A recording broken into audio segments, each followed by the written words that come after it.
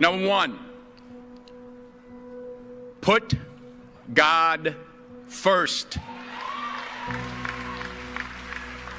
Put God first in everything you do.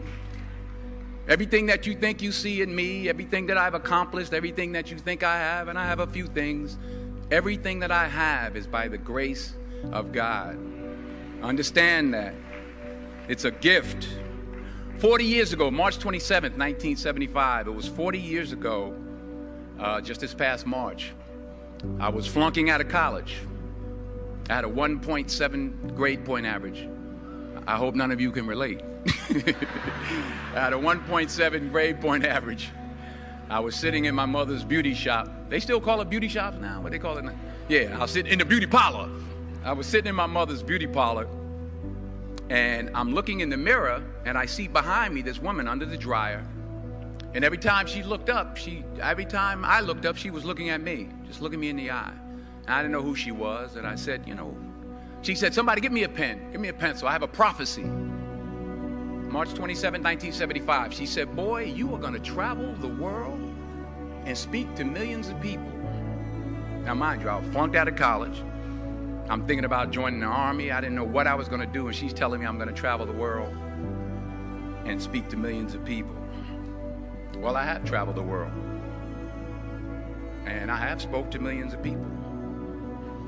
But that's not the most important thing, the success that I had. The most important thing is that what she taught me and what she told me that day has stayed with me since. I've been protected. I've been directed. I've been corrected. I've kept God in my life, and it's kept me humble. I didn't always stick with him, but he always stuck with me. So stick with him in everything you do. If you think you want to do what you think I've done, then do what I've done and stick with God. Number two, fail big. That's right. Fail big. Today's the beginning of the rest of your life, and it can be very frightening. It's a new world out there. It's a mean world out there, and you only live once. So do what you feel passionate about. Take chances professionally. Don't be afraid to fail. There's an old IQ test, was 9 dots, and you had to draw 5 lines with a pencil within these 9 dots without lifting the pencil. The only way to do it was to go outside the box. So don't be afraid to go outside the box.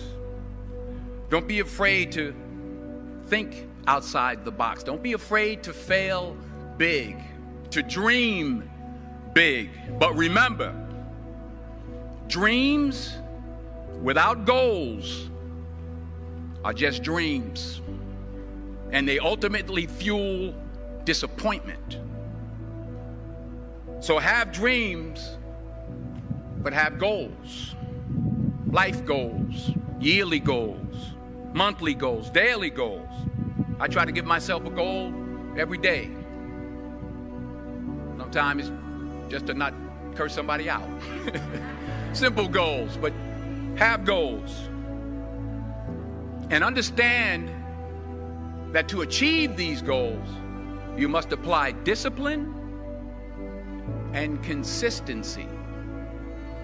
In order to achieve your goals, you must apply discipline, which you have already done, and consistency every day, not just on Tuesday and miss a few days.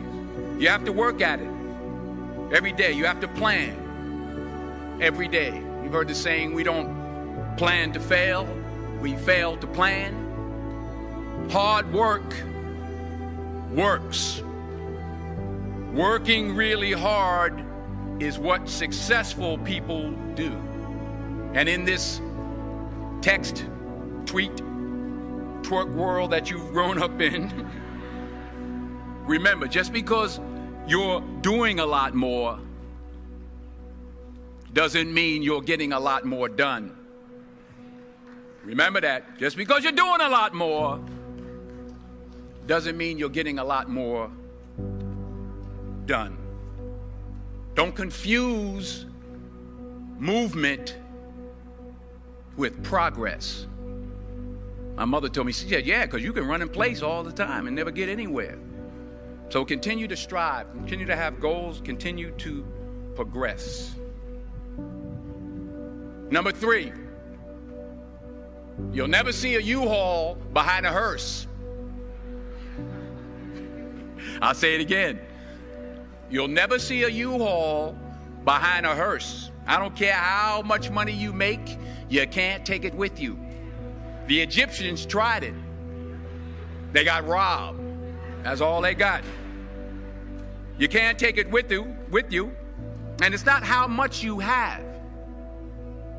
It's what you do with what you have. We all have different talents. Some of you will be doctors, some lawyers, some scientists, some educators, some nurses, some teachers. Yeah, okay. Some preachers. The most selfish thing you can do in this world is help someone else. Why is it selfish? Because the gratification, the goodness that comes to you, the good feeling that I get from helping others, nothing's better than that. Well, one or two things, but nothing's better than that. Not jewelry, not big house I have, not the cars, but it's the joy. That's where the joy is, in helping others. That's where the success is, in helping others. Finally, I pray that you put your slippers way under the bed tonight, so that when you wake up in the morning, you have to get on your knees to reach them. And while you're down there, say thank you for grace. Thank you for mercy. Thank you for understanding. Thank you for wisdom. Thank you for parents.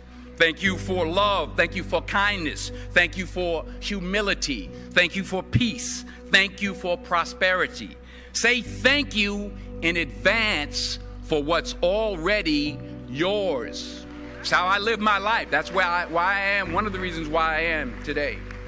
Say thank you in advance for what is already yours. True desire in the heart for anything good is God's proof to you, sent beforehand to indicate that it's yours already. I'll say it again. True desire in the heart, that itch that you have, whatever it is you want to do, that thing that you want to do to help others and to grow and to make money, that desire, that itch, that's God's proof to you, sent beforehand already to indicate that it's yours.